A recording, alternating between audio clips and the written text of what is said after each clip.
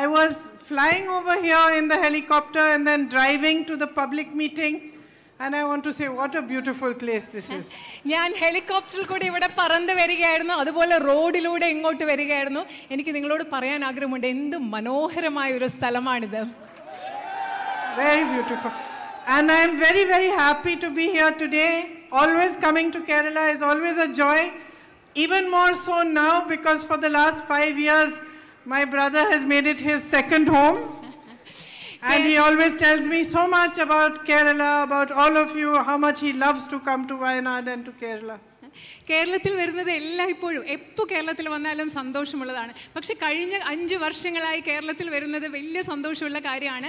എന്തുകൊണ്ടെന്നാൽ എൻ്റെ സഹോദരൻ വയനാട്ടിൽ നിന്ന് ജനപ്രതിനിധി ആയത് മുതൽ അദ്ദേഹം എല്ലായ്പ്പോഴും കേരളം എത്ര മനോഹരമാണ്, കേരളത്തിലെ ആളുകൾ എത്ര നല്ലതാണ്, അദ്ദേഹത്തിന് എത്രമാത്രം കേരളം ഇഷ്ടമാണ്, കേരളം എത്രമാത്രം എങ്ങനെയാണ് അദ്ദേഹത്തിൻ്റെ രണ്ടാമത്തെ വീടാണ് എന്നെല്ലാം എന്നോട് സ്ഥിരം പറയാറുണ്ട്. On my way here, Anthony ji was telling me of how beautifully all of you live in harmony, whether you are Hindus, Muslims, Christians, everybody in this area lives in great harmony and peace. And he was telling me how all festivals are celebrated together with great happiness here. എന്നോട് ശ്രീ ആന്റണി പറയുകയായിരുന്നു, ഇവിടെ ഹിന്ദു ആയാലും മുസ്ലിം ആയാലും ക്രിസ്ത്യാനി ആയാലും പത്തനംതിട്ടയിലെ ജനങ്ങൾ എത്ര സൗഹാർദ്ദത്തോടും സ്നേഹത്തോടും പരസ്പര ഐക്യത്തോടും കൂടിയാണ് ജീവിക്കുന്നതെന്നും എല്ലാ ആഘോഷങ്ങളും എങ്ങനെയാണ് ഒരുമിച്ച് ആഘോഷിക്കുന്നതെന്നും അദ്ദേഹം എന്നോട് പറയുകയായിരുന്നു. Our country is such a vast country. We have different religions, different languages, different ethnicities, all sorts of different cultures in one large, huge country called India. നമ്മുടെ രാജ്യം എന്ന് പറഞ്ഞാൽ വളരെ മഹത്തായ ബൃഹത്തായ ഒരു രാജ്യമാണ്. പല സംസ്കാരങ്ങൾ, പല ഭാഷകൾ, പല കാലാവസ്ഥകൾ, പല വംശീയതകൾ, ഇതെല്ലാം കൂടി ഒരുമിച്ച് ചേർന്ന് ബൃഹത്തായ മനോഹരമായ ഒരു വലിയ രാജ്യമായ ഇന്ത്യയിൽ അടങ്ങിയിരിക്കുന്നു.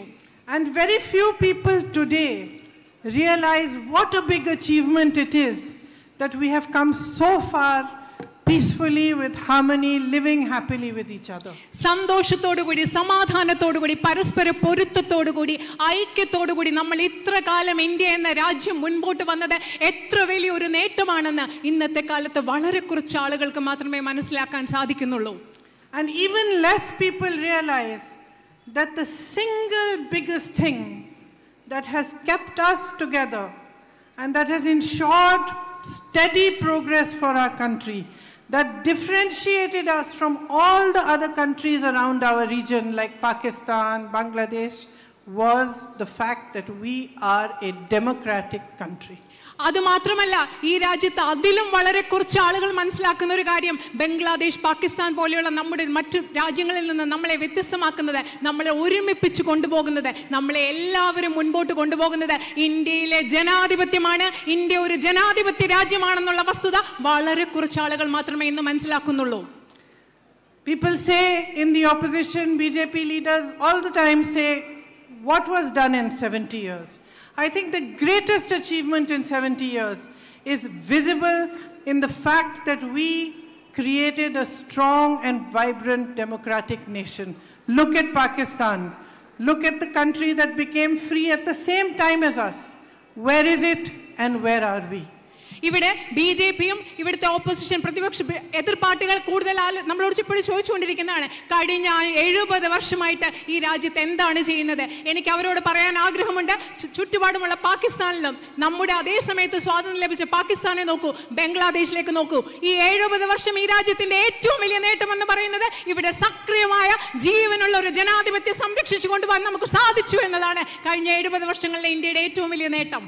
Our success as a democratic country over the last 70 years ensured that we have been strong, we have been a united nation, and we have progressed more than all the other nations around us. നമ്മൾ ഒരു ജനാധിപത്യ രാജ്യം എന്ന നിലയിൽ നമ്മുടെ ഇത്രയും നാളത്തെ പ്രവർത്തനം കാണിക്കുന്നത് നമ്മൾ ശക്തമാണ്, നമ്മൾ ഒരുമിച്ച് നിൽക്കുകയാണ്. നമ്മുടെ ചുറ്റുമുള്ള ജനാധിപത്യമില്ലാത്ത മറ്റു രാജ്യങ്ങളിലേക്കാൾ നമ്മൾ വളരെയധികം മുൻപോട്ട് സമൃദ്ധമായി മുൻപോട്ട് പോയിട്ടുണ്ട് എന്നാണ് നമ്മുടെ ജനാധിപത്യം കഴിഞ്ഞ വർഷങ്ങളിൽ നമ്മളെ കാണിച്ചു തരുന്നത്. Those who fought for our freedom ensured that they made strong institutions to protect those freedoms, whether it was the judiciary or the media that had a lot of freedom, or the parliament. These were all institutions that were created in order to keep our democracy strong so that our nation could progress. നമ്മുടെ രാജ്യത്തെ ജനാധിപത്യം രാജ്യമാക്കി മാറ്റിയ മനുഷ്യർ, ഇവിടെ ജനാധിപത്യം സ്ഥാപിക്കാൻ താല്പര്യമെടുത്ത മനുഷ്യർ, judiciary, നമ്മുടെ നിയമ സംവിധാനം, മാധ്യമങ്ങൾ, അതുപോലെ മറ്റെല്ലാ സംവിധാനങ്ങളെയും ഈ രാജ്യത്തെ ജനാധിപത്യം ശക്തിപ്പെടുത്താൻ വേണ്ടിയാണ് അവർ ഈ സ്ഥാപനങ്ങൾ ഇവിടെ ഉണ്ടാക്കിയത്.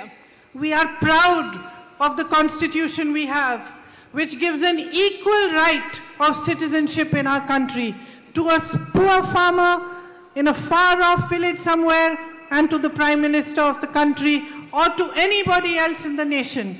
Everybody, every single citizen has an equal right, and that right is expressed in his vote. ഈ രാജ്യത്തെ ഒരു ദരിദ്രരായ കർഷകർക്കും ഈ രാജ്യത്തെ പ്രധാനമന്ത്രിക്കും തുല്യാവകാശങ്ങൾ, ഈ രാജ്യത്തെ എല്ലാ പൗരർക്കും തുല്യാവകാശങ്ങൾ നൽകുന്ന ഭരണഘടനയെക്കുറിച്ച് ഞങ്ങൾക്ക് അഭിമാനമുണ്ട്. ആ ഭരണഘടനയാണ് ഈ രാജ്യത്തെ ഓരോ പൗരർക്കും വോട്ട് ചെയ്യാനുള്ള അവകാശം നൽകുന്നത്, തുല്യാവകാശം നൽകുന്നത്. Our constitution protected every religion, every caste, had provisions for the protection of each and every single citizen of our nation. ഈ രാജ്യത്തെ എല്ലാ പൗരർക്കും എല്ലാ മതങ്ങളെയും എല്ലാ ജാതികളെയും എല്ലാ മനുഷ്യരെയും തുല്യമായി സംരക്ഷിക്കാനുള്ള വ്യവസ്ഥകൾ നമ്മുടെ ഭരണഘടനയിലുണ്ട്. So where are we today? പക്ഷേ ഇന്ന് നമ്മൾ എവിടെയാണ് എത്തി നിൽക്കുന്നത്? I stand here before you 10 years into the BJP rule over this country.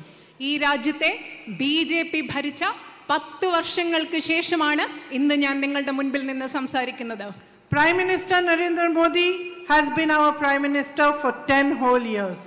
10 വർഷങ്ങൾ, കഴിഞ്ഞ 10 വർഷങ്ങൾ പ്രധാനമന്ത്രി നരേന്ദ്രമോദി ആയിരുന്നു നമ്മുടെ പ്രധാനമന്ത്രി. In these 10 years, almost every institution that was created to protect our democracy, that was created to uphold your rights, has been weakened or almost destroyed. ഈ കഴിഞ്ഞ 10 വർഷങ്ങളിൽ രാജ്യത്തെ ജനാധിപത്യം സംരക്ഷിക്കാൻ വേണ്ടി സ്ഥാപിച്ച എല്ലാ സ്ഥാപനങ്ങളും, ഈ രാജ്യത്തെ ജനങ്ങളുടെ അവകാശങ്ങൾ സംരക്ഷിക്കാൻ വേണ്ടി സ്ഥാപിക്കപ്പെട്ട എല്ലാ സ്ഥാപനങ്ങളും ഒരുപക്ഷെ ദുർബലമാക്കപ്പെട്ടിരിക്കുന്നു, അല്ലെങ്കിൽ പൂർണ്ണമായി തന്നെ നശിപ്പിക്കപ്പെട്ടിരിക്കുന്നു. Our media is almost completely controlled by extremely rich friends of the Prime Minister, who also control a large sector of the industry of our nation. പ്രധാനമന്ത്രിയുടെ അതിസമ്പന്നരായ സുഹൃത്തുക്കളാണ് ഈ രാജ്യത്തെ മാധ്യമങ്ങളെ നിയന്ത്രിക്കുന്നത്. അവർ തന്നെയാണ് ഈ രാജ്യത്തെ ഒരുമാതിരി എല്ലാ വ്യവസായങ്ങളും അവരുടെ കയ്യിലാണ്. Our judiciary is bullied. നമ്മുടെ ജുഡീഷ്യറിയെ അവർ ഭീഷണിപ്പെടുത്തുകയാണ്. Every agency of the government is utilized to extort money and to harass and bully those who are against the government. ഗവൺമെന്റിനെതിരെയുള്ളവരെ ഭീഷണിപ്പെടുത്താനും അവരുടെ കയ്യിൽ നിന്ന് പണം കൊള്ളയടിക്കാൻ വേണ്ടി ഗവൺമെന്റിന്റെ ഓരോ ഏജൻസിയെയും സ്ഥാപനത്തെയും അവർ ദുരുപയോഗം ചെയ്യുകയാണ്. The Prime Minister and his colleagues speak about changing the Constitution of India. പ്രധാനമന്ത്രിയും അദ്ദേഹത്തിന്റെ സഹപ്രവർത്തകരും ഇന്ത്യൻ ഭരണഘടനയെ മാറ്റുന്നതിനെ കുറിച്ചാണ് സംസാരിച്ചു കൊണ്ടിരിക്കുന്നത്. That constitution which exists to protect your freedoms. നിങ്ങളുടെ സ്വാതന്ത്ര്യത്തെ അവകാശങ്ങളെ സംരക്ഷിക്കാനുള്ള ഭരണഘടനയെ മാറ്റുന്നതിനെ കുറിച്ചാണ് പ്രധാനമന്ത്രി സഹപ്രവർത്തകർ സംസാരിക്കുന്നത്. They want to weaken your participation in our democracy. They want to weaken you. നിങ്ങളെ ദുർബലപ്പെടുത്താൻ അവർ ആഗ്രഹിക്കുന്നു. ഈ രാജ്യത്തെ ജനാധിപത്യത്തിൽ നിങ്ങളുടെ പങ്കാളിത്തം ദുർബലപ്പെടുത്താൻ അവർ ആഗ്രഹിക്കുന്നു. Elections come. Leaders of all political parties come and make speeches like I am making to you today. തെരഞ്ഞെടുപ്പ് സമയമാണ്. എല്ലാ പാർട്ടികളുടെയും നേതാക്കൾ, രാഷ്ട്രീയ പാർട്ടികളുടെ നേതാക്കൾ നിങ്ങളോട് വന്ന് നിങ്ങളുടെ മുൻപിൽ പ്രസംഗിക്കും. ഉദാഹരണത്തിന് ഞാൻ ഇന്ന് സംസാരിക്കുന്നത് പോലെ. And what truly makes me sad is that every election, most of the speeches of the BJP and its leaders are not about your issues. പക്ഷെ നിങ്ങൾക്കറിയാം, തെരഞ്ഞെടുപ്പ് കാലത്ത് BJPയുടെയും നേതാക്കളും അവരുടെ നേതാക്കൾ വന്ന് സംസാരിക്കുമ്പോൾ അവർ സംസാരിക്കുന്നത് ഈ രാജ്യത്തെ ജനങ്ങളുടെ, നിങ്ങളുടെ പ്രശ്നങ്ങളെ കുറിച്ചല്ല. They don't talk about the issues of farmers in our country. They don't talk about the issues of fishermen. They don't talk about the issues of women.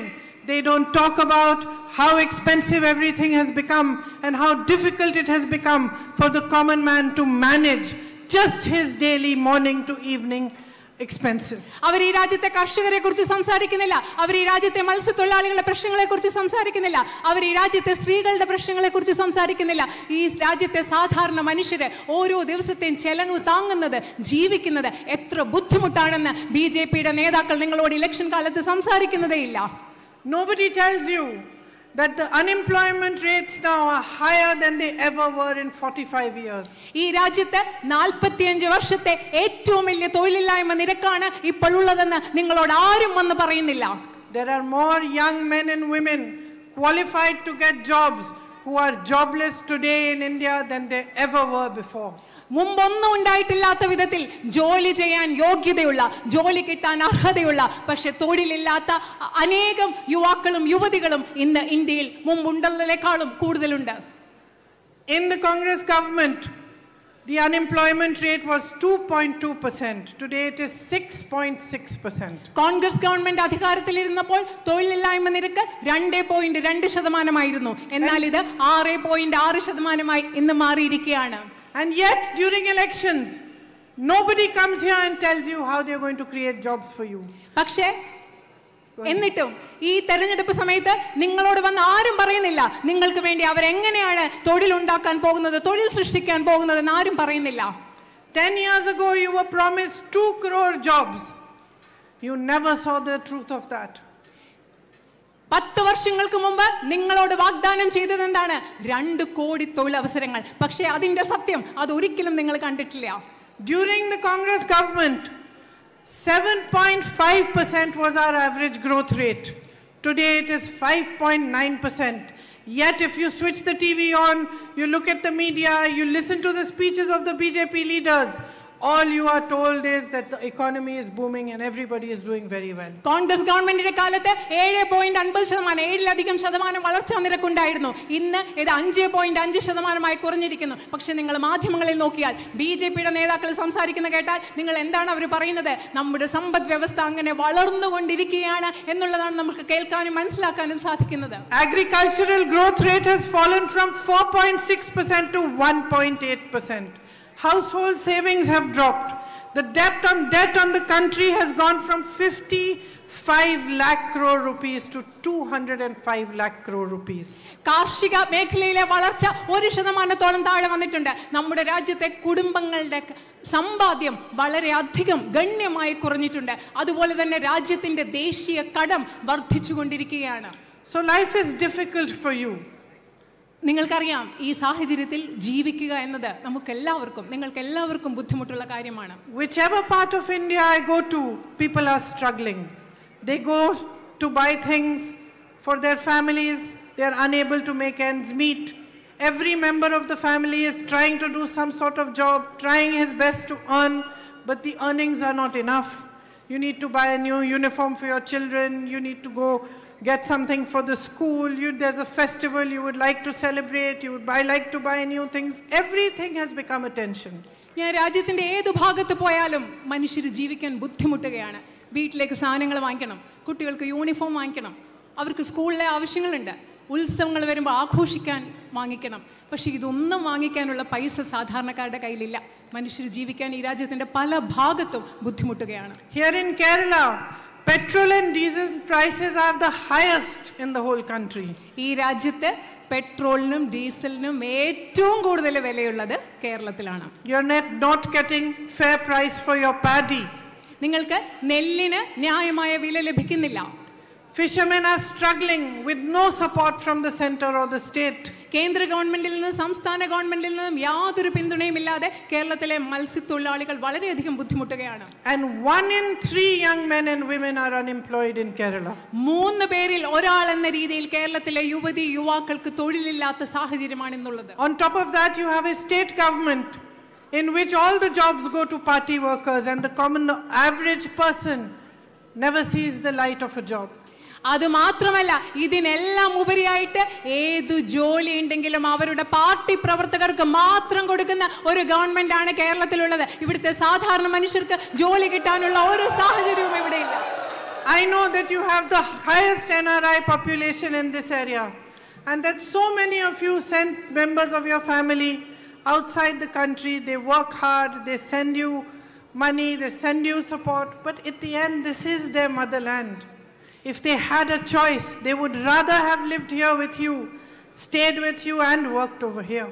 എനിക്കറിയാം ഈ ഭാഗത്ത് ഏറ്റവും കൂടുതൽ പ്രവാസികളുള്ള സ്ഥലമാണ്. നിങ്ങളുടെ ഒക്കെ വീടുകളിൽ നിന്ന് നിങ്ങൾ ഒരാളെങ്കിലും പുറത്തുണ്ടായിരിക്കും, പുറത്തു പോയിട്ടുണ്ടായിരിക്കാം. അവർ അവിടെ പണി ചെയ്യുന്നു, ജോലി ചെയ്യുന്നു, നിങ്ങൾക്ക് പൈസ അയച്ചു തരുന്നു, അതെല്ലാം ശരിയാണ്.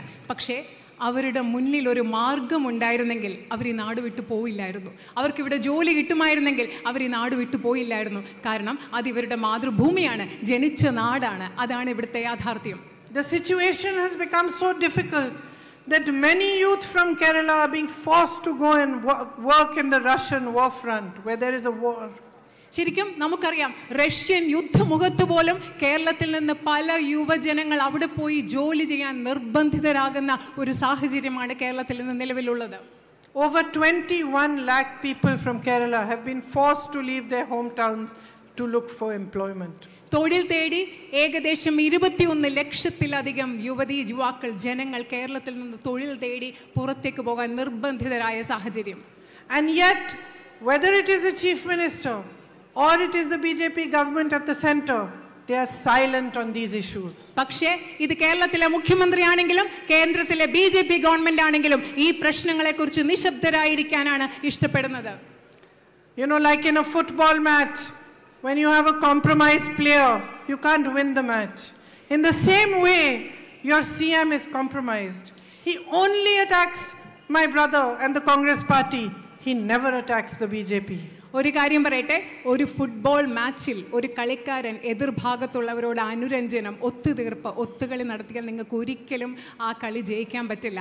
അതുപോലെ കേരളത്തിലെ മുഖ്യമന്ത്രി ഒത്തുതീർപ്പ് ചെയ്യുന്ന, അനുരഞ്ജനം ചെയ്യുന്ന, ഒത്തുകളിക്കുന്ന ആളാണ്. അദ്ദേഹം എൻ്റെ സഹോദരനെയും കോൺഗ്രസ് പാർട്ടിയെയും മാത്രമേ ആക്രമിക്കുന്നുള്ളൂ. അദ്ദേഹം BJPക്കെതിരെ ഒരക്ഷരം പറയുന്നില്ല. Have you ever thought about it? His name came up in so many scams, Life Mission and gold scam and so many scams. But how come Mr. Narendra Modi's government, the BJP government, never put cases on him, never did any raids on him, no action has been taken on him? നിങ്ങൾക്കറിയാം, നിങ്ങൾക്ക് എല്ലാവർക്കും അറിയുന്ന പോലെ സ്വർണ്ണ കള്ളക്കടത്തിൽ, life mission അഴിമതിയിലൊക്കെ അദ്ദേഹത്തിന്റെ കേരളത്തിന്റെ മുഖ്യമന്ത്രിയുടെ പേര് കേട്ടിട്ടുണ്ട്. പക്ഷേ എന്തുകൊണ്ടാണ് നരേന്ദ്രമോദി ഗവൺമെന്റ് അദ്ദേഹത്തെ ഉപദ്രവിക്കാത്തത്, അദ്ദേഹത്തിനെതിരെ കേസെടുക്കാത്തത്, അദ്ദേഹത്തെ ചോദ്യം ചെയ്യാത്തത് എന്തുകൊണ്ടാണെന്ന് നിങ്ങൾ ചിന്തിക്കേണ്ടിയിരിക്കുന്നു. Kerala BJP president was caught with crores during the election. No action was taken on him. കേരളത്തിലെ BJPയുടെ പ്രസിഡന്റിനെ കഴിഞ്ഞ ഇലക്ഷൻ സമയത്ത് കയ്യിൽ കോടികളുമായിട്ട് പിടികൂടി. പക്ഷേ ഇതുവരെ അദ്ദേഹത്തിനെതിരെ ഒരു നടപടിയും എടുത്തിട്ടില്ല. One man walked from Kanyakumari to Kashmir to beg this country to unite, to show you the way that was the way of Gandhiji, the way of peace, the way of harmony, the way of progress. ഈ സാഹചര്യത്തിലാണ് ഒരു മനുഷ്യൻ കാശ്മീർ മുതൽ കന്യാകുമാരി വരെ നടന്ന് ഈ രാജ്യത്തെ ജനങ്ങളോട് സമാധാനത്തിന് വേണ്ടി, ഐക്യത്തിന് വേണ്ടി, ഗാന്ധിജിയുടെ മാർഗത്തിന് വേണ്ടി, സമൃദ്ധിക്ക് വേണ്ടി, സമാധാനത്തിനോട് വേണ്ടി ഈ രാജ്യത്തെ ജനങ്ങളോട് അഭ്യർത്ഥിച്ചുകൊണ്ട് ഒരു മനുഷ്യൻ കാശ്മീർ മുതൽ കന്യാകുമാരി വരെ നടന്നത്. He spoke to you, he mingled with you, he asked you what your problems are, he understood the greatest suffering today is being caused by unemployment and price rise. He spoke about these issues and he continues to speak about these issues. അദ്ദേഹം ഈ നടന്ന സമയത്ത് നിങ്ങളോട് സംസാരിച്ചു, നിങ്ങളോട് ഇടപഴകി, നിങ്ങളുടെ പ്രശ്നങ്ങൾ എന്താണെന്ന് അദ്ദേഹം ചോദിച്ചു, നിങ്ങളുടെ പ്രശ്നങ്ങൾ എന്താണെന്ന് അദ്ദേഹം മനസ്സിലാക്കി. ഈ പ്രശ്നങ്ങളെക്കുറിച്ച് അദ്ദേഹം സംസാരിച്ചു. അതുമാത്രമല്ല, ഇന്നും ഈ രാജ്യത്തെ ജനങ്ങളുടെ പ്രശ്നങ്ങളെക്കുറിച്ച് അദ്ദേഹം സംസാരിച്ചുകൊണ്ടേയിരിക്കുന്നു. അതുമാത്രമല്ല, ഈ രാജ്യത്തെ ഏറ്റവും വലിയ പ്രശ്നം തൊഴിലില്ലായ്മയാണെന്നും അദ്ദേഹം മനസ്സിലാക്കി. This man raises his voice against injustice. He stands for the truth. He fights for the truth. He fights for democracy. And the Chief Minister of Kerala only attacks this one man. ഈ മനുഷ്യൻ അനീതിക്കെതിരെ അദ്ദേഹത്തിന്റെ ശബ്ദമുയർത്തുന്നു. അദ്ദേഹം സത്യത്തിന് വേണ്ടി സംസാരിക്കുന്നു. അദ്ദേഹം ജനങ്ങൾക്ക് വേണ്ടി സംസാരിക്കുന്നു. അദ്ദേഹം ജനാധിപത്യത്തിന് വേണ്ടി സംസാരിക്കുന്നു. എന്നിട്ടും ഈ കേരളത്തിലെ മുഖ്യമന്ത്രി അദ്ദേഹത്തെ മാത്രം വിമർശിക്കുന്നത് എന്തിനാണ്? അദ്ദേഹത്തിനെതിരെ മാത്രം സംസാരിക്കുന്നത് എന്തിനാണ്? So my friends, with all the problems that you are facing, the difficulties in your daily life, the rising unemployment, the rising prices, All these immense problems my fishermen brothers and sisters are also facing here. Do you not expect that your chief minister and the prime minister should be addressing these problems? നിങ്ങൾക്ക് തോന്നുന്നില്ലേ നിങ്ങൾ നേരിടുന്ന വിവിധ പ്രശ്നങ്ങൾ, തൊഴിലില്ലായ്മ, വിലക്കയറ്റം, മത്സ്യത്തൊഴിലാളികളുടെ പ്രശ്നങ്ങൾ, അങ്ങനെ സാധാരണ ജനങ്ങൾ ജീവിതത്തിൽ നേരിടുന്ന ഒരുപാട് പ്രശ്നങ്ങൾ നിങ്ങളുടെ ഉള്ളിലുള്ളപ്പോൾ നിങ്ങൾ ചിന്തിക്കുന്നില്ലേ ഈ രാജ്യത്തെ മുഖ്യമന്ത്രിയും ഈ കേരളത്തിലെ മുഖ്യമന്ത്രിയും അതുപോലെ രാജ്യത്തെ പ്രധാനമന്ത്രിയും ഈ പ്രശ്നങ്ങളൊക്കെ പരിഹരിക്കാൻ എന്തെങ്കിലും മാർഗങ്ങൾ കൊണ്ട് മുന്നോട്ട് വരണമെന്ന് നിങ്ങൾ ചിന്തിക്കുന്നില്ലേ? When there is violence against women, which you know that we women are facing across the nation, not only the central government in the BJP, but your state government also protects the culprits instead of punishing them. നിങ്ങൾക്കറിയാം, ഈ രാജ്യത്ത് മുഴുവൻ സ്ത്രീകൾ അതിക്രമങ്ങൾ നേരിടുമ്പോൾ, അത് കേന്ദ്രത്തിൽ മാത്രമല്ല കേരളത്തിലും നടക്കുമ്പോൾ, കേന്ദ്ര ഗവൺമെന്റ് മാത്രമല്ല കേരളത്തിലെ ഗവൺമെന്റും അവിടെ കുറ്റവാളികളെ, സ്ത്രീകൾക്കെതിരെ കുറ്റവാളികളെ, അതിക്രമങ്ങൾ നടത്തുന്ന കുറ്റവാളികളെ സംരക്ഷിക്കാനാണ് താല്പര്യം കാണിക്കുന്നത്. In Kerala you saw this in Vallayar, Pallattai and Vandiperiyar cases. വാളയാറിൽ നിങ്ങൾ കണ്ടു, വണ്ടിപ്പെരിയാറിൽ ഈ സാഹചര്യം നിങ്ങൾ കേരളത്തിൽ കണ്ടു. The whole country watched when a soldier's wife was paraded in front of the whole country in Manipur and molested, and the government turned its back on her. നിങ്ങൾക്കറിയാം, ഈ രാജ്യം മുഴുവൻ കണ്ടതാണ്. മണിപ്പൂരിൽ ഒരു പട്ടാളക്കാരന്റെ ജീവിത പങ്കാളിയായ സ്ത്രീ അധിക്ഷേപിക്കപ്പെട്ട് അവരെ നഗ്നയായി രാജ്യത്തിന് മുൻപിൽ പരേഡ് ചെയ്തപ്പോൾ ഗവൺമെന്റ് ഒരു പിന്തുണയ്ക്കും ആ സ്ത്രീയുടെ ഒപ്പം നിന്നില്ല എന്നുള്ളത് ഈ രാജ്യം മുഴുവൻ കണ്ടതാണ്. The rapists of Bilkis Bano were released and welcomed with garlands by BJP workers. Bilkis ബാനുവിനെ ബലാത്കാരം ചെയ്ത കുറ്റവാളികളെ, റേപ്പിസ്റ്റുകളെ അവരെ പുറത്തുവിടുകയും അവരെ മാലയിട്ട് സ്വീകരിക്കുകയുമാണ് BJPയുടെ പ്രവർത്തകർ ചെയ്തത്. The perpetrators of rapes and murders in places like Hathras and Unnao were protected by the BJP. ഹത്രാസിലും ഉന്നാവും പോലെയുള്ള സ്ഥലങ്ങളിൽ ബലാത്കാരം ചെയ്യുന്നവർ, കൊലപാതകികൾ, ഇവരെയൊക്കെ സംരക്ഷിക്കുകയാണ് BJP ചെയ്തുകൊണ്ടിരിക്കുന്നത്. And even our women Olympic wrestlers, when they complained that they had been molested and they protested on the streets of Delhi for days just asking for justice, their voices went unheard. Modi ji's house is just a few kilometers away. He invited them for tea when they won gold medals. He participated in their victory, but when they were in pain, when they asked for justice, he refused to even speak to them. നമ്മുടെ ഗുസ്തി മേഖലയിൽ പ്രവർത്തിക്കുന്ന നമ്മുടെ വനിതാ പ്രവർത്തകർ, നമ്മുടെ വനിതാ കായിക താരങ്ങൾ, അവർ നേരിട്ട ലൈംഗിക അധിക്ഷേപത്തിനെതിരെ പ്രതിഷേധിച്ചപ്പോൾ അവരുടെ ഒപ്പം നിൽക്കാൻ പ്രധാനമന്ത്രി തയ്യാറായില്ല. അദ്ദേഹം താമസിച്ചത് അവർ ഡൽഹിയിലെ നിരത്തുകൾ പ്രതിഷേധിച്ചതിന്റെ തൊട്ടടുത്താണ്. അവർ ജയിച്ചപ്പോൾ, അവർക്ക് വിജയമുണ്ടായപ്പോൾ, അവർ രാജ്യത്തിന് വേണ്ടി ഒളിമ്പിക്സിൽ മെഡലുകൾ നേടിയപ്പോൾ പ്രധാനമന്ത്രി അവരുടെ വിജയത്തിൽ പങ്കെടുത്തു. പക്ഷെ അവർക്ക് ദുഃഖമുണ്ടായപ്പോൾ അവരുടെ കൂടെ നിൽക്കാൻ അദ്ദേഹം തയ്യാറായില്ല. So I think in this election there are two main issues on which you need to think very deeply before you cast your vote. എനിക്ക് പറയാനുള്ളത്, ഈ തെരഞ്ഞെടുപ്പിൽ രണ്ട് പ്രധാനപ്പെട്ട പ്രശ്നങ്ങളുണ്ട്. നിങ്ങൾ നിങ്ങളുടെ വോട്ട് രേഖപ്പെടുത്തുന്നതിന് മുമ്പ് ആഴത്തിൽ ചിന്തിക്കേണ്ടത് ഈ രണ്ട് പ്രധാനപ്പെട്ട പ്രശ്നങ്ങളെക്കുറിച്ചാണ്. The first and most important one is what I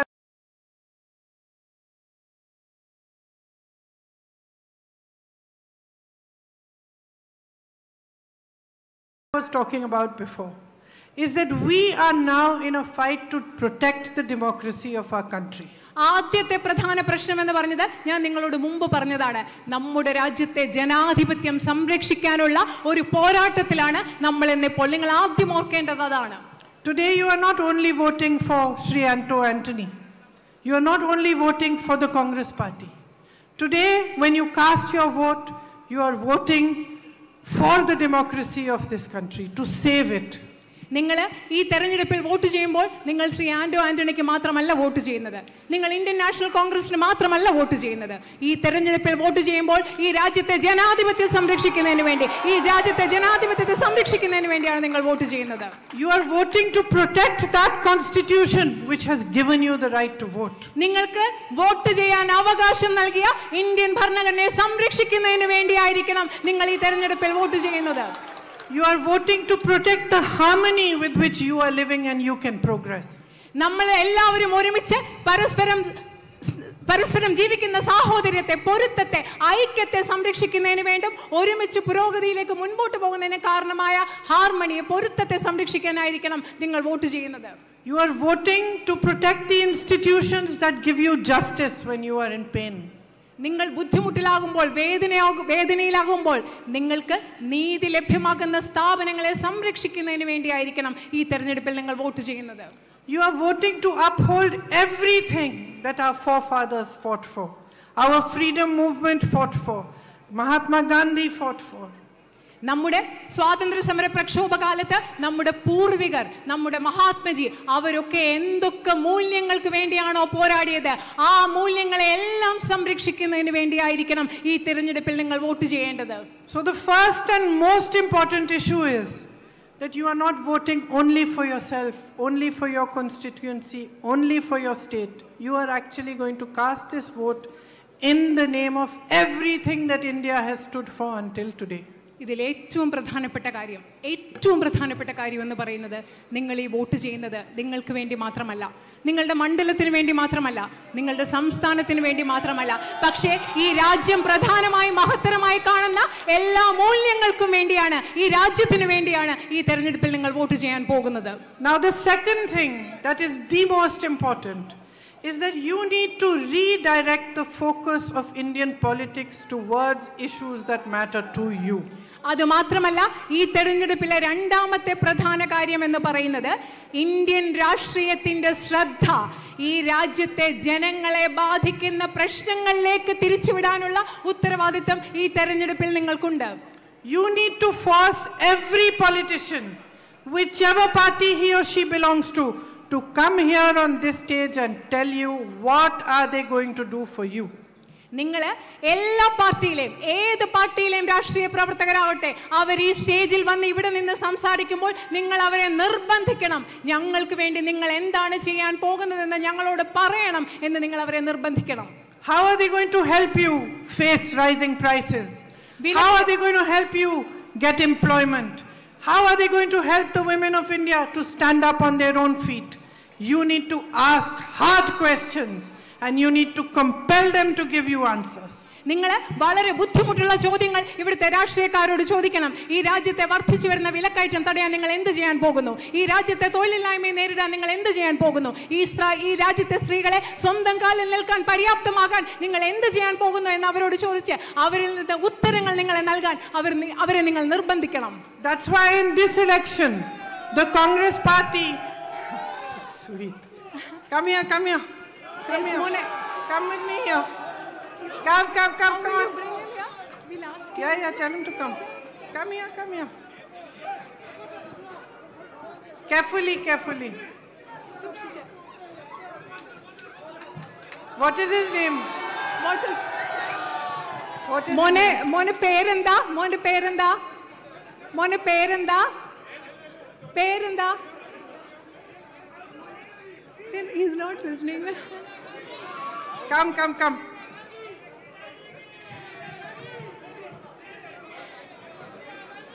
Come, we'll put a chair.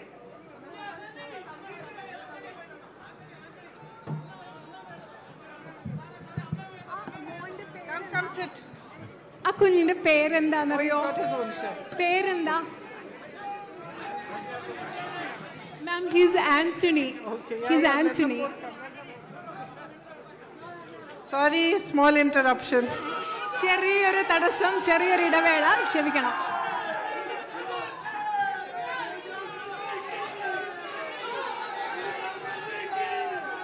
Carefully.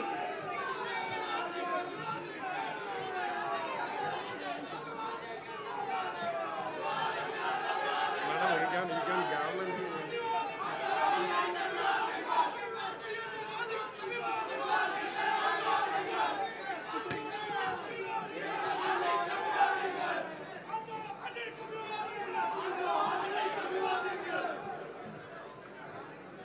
Two minutes.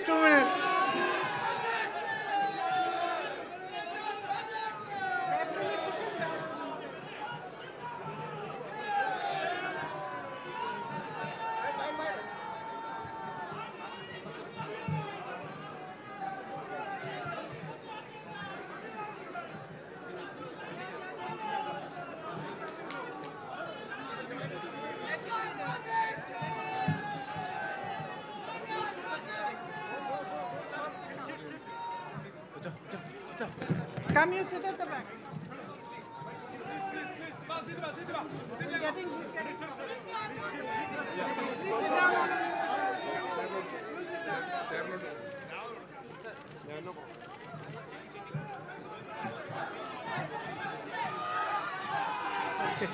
Okay, now I can continue. Thank you.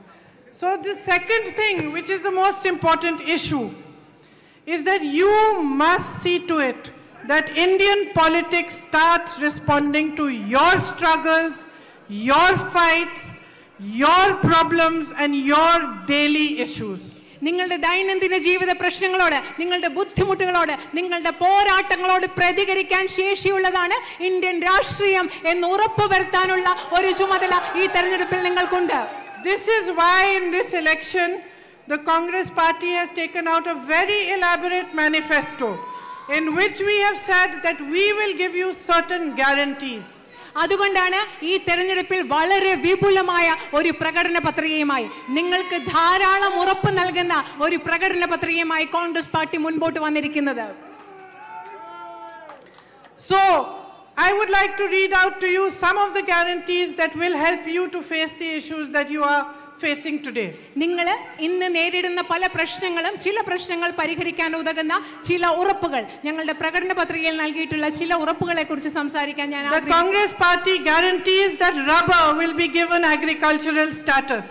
റബ്ബറിന് കൃഷിയുടെ കാർഷിക വൃത്തിയുടെ പദവി നൽകുമെന്ന് ഇന്ത്യൻ നാഷണൽ കോൺഗ്രസ് ഉറപ്പ് നൽകുന്നു. We will make cooperative banks specially for fishermen. മത്സ്യത്തൊഴിലാളികൾക്ക് വേണ്ടി പ്രത്യേക സഹകരണ ബാങ്കുകൾ സ്ഥാപിക്കും എന്ന് ഞങ്ങൾ ഉറപ്പ് നൽകുന്നു. And in order to financially support the fishermen community, you will be given ID cards and credit cards.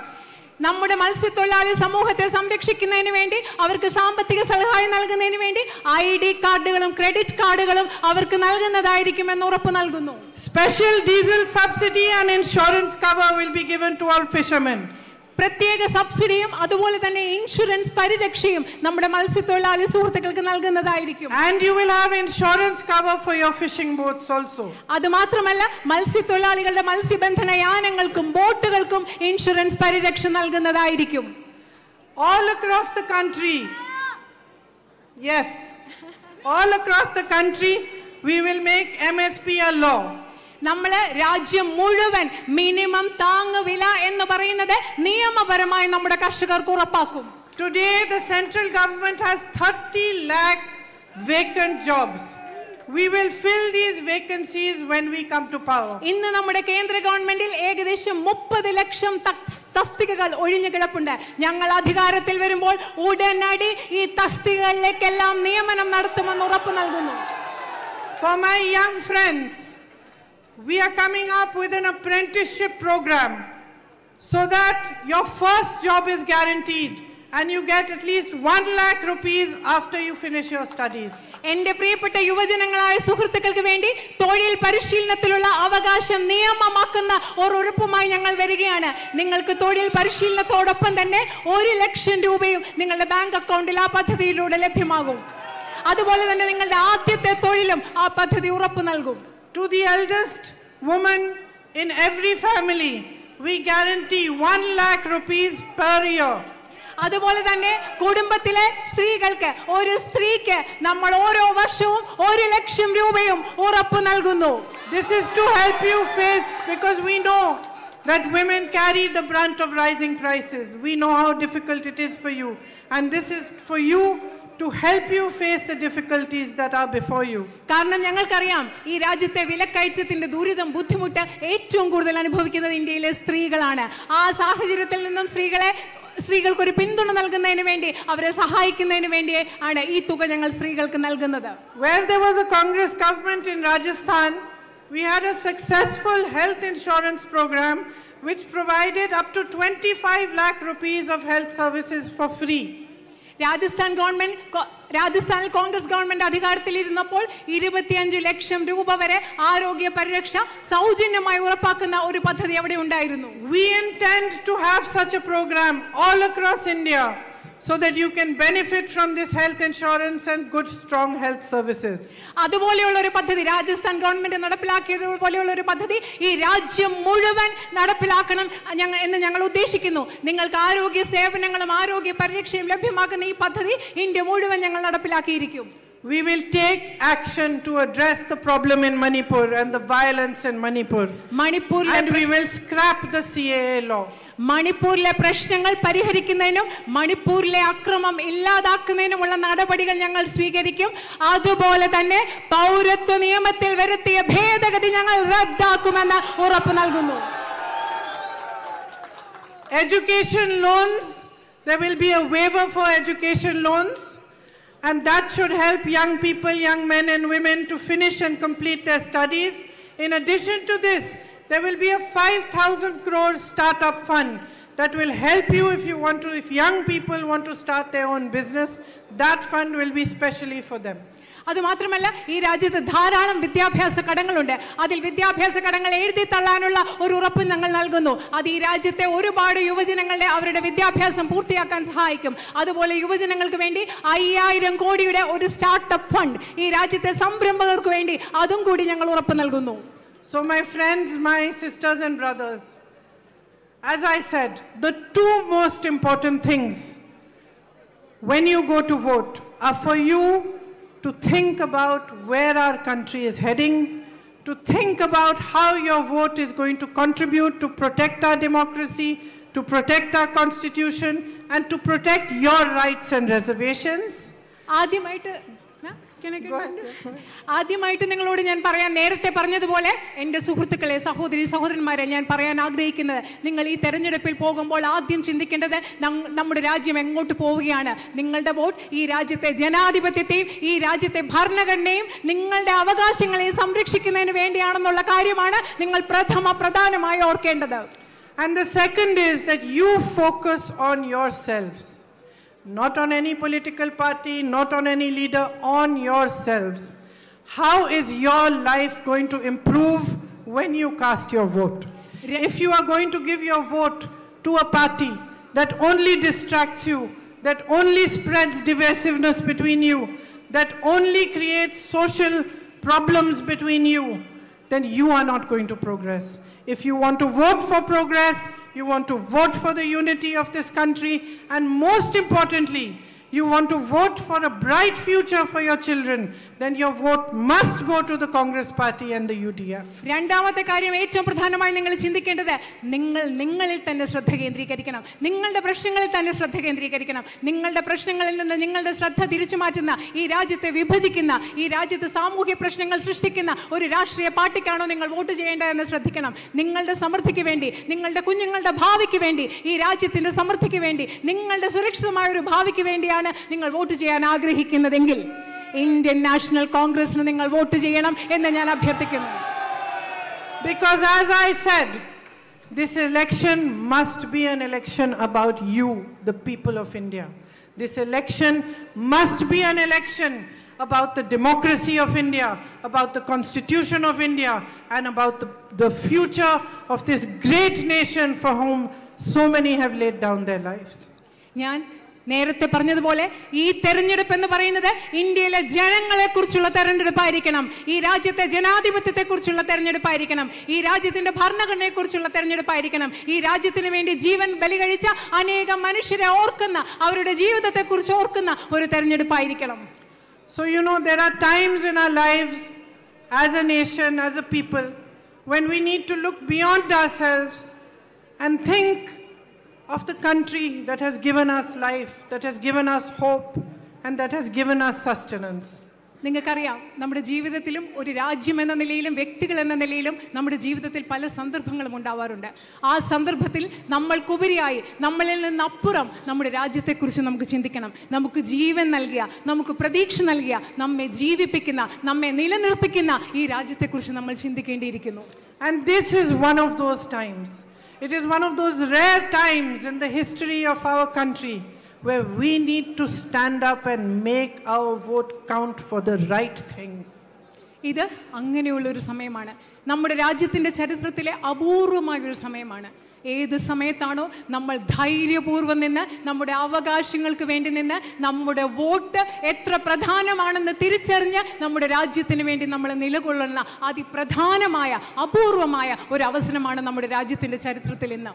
Where we need to choose truth over lies. നമ്മൾ സത്യം നുണകൾക്കുപരിയായി നമുക്ക് സത്യം തിരഞ്ഞെടുക്കണം. Where we need to choose honesty over greed. അത്യാഗ്രഹത്തിനുപരിയായി നമ്മൾ സത്യസന്ധതയെ തിരഞ്ഞെടുക്കണം. Where we need to choose unity over divisiveness. വിഭാഗീയതയ്ക്കുപരിയായി നമ്മൾ ഐക്യത്തെ തിരഞ്ഞെടുക്കണം. And where we need to choose India first and foremost. അത് മാത്രമല്ല എല്ലാറ്റിനുപരിയായി നമ്മൾക്ക് നമ്മുടെ ഇന്ത്യയെ തിരഞ്ഞെടുക്കേണ്ട തെരഞ്ഞെടുപ്പാണിത്. You're a better speaker than me. So you have all listened to me very carefully, and I'm very grateful to you because you've come from far off and you've sat here and listened to my words. I hope that you absorb them and you think about them deeply when you go to vote. Because as I said, this election is about bigger things. It is about you. It is about India. And we all need to stand up today for what is right. Thank you very much for all your good wishes and for all your support. Jai Hind. നിങ്ങൾ എല്ലാവരും പലയിടത്തു നിന്ന് വന്ന് എന്നെ ശ്രദ്ധാപൂർവ്വം കേട്ടു. ഞാൻ ആഗ്രഹിക്കുന്നു നിങ്ങൾ വോട്ട് ചെയ്യാൻ പോകുമ്പോൾ ഞാൻ പറഞ്ഞത് നിങ്ങളുടെ മനസ്സിലുണ്ടാവുമെന്ന്. മറ്റെല്ലാത്തിലും ഉപരിയായി നമ്മളെക്കാളും ഉപരി നമ്മൾ ഈ രാജ്യത്തെക്കുറിച്ച് ചിന്തിക്കണം. നിങ്ങളുടെ എല്ലാ ആശംസകൾക്കും നന്ദി. Thank you. നന്ദി, നമസ്കാരം. ജയ് ഹിന്ദ്.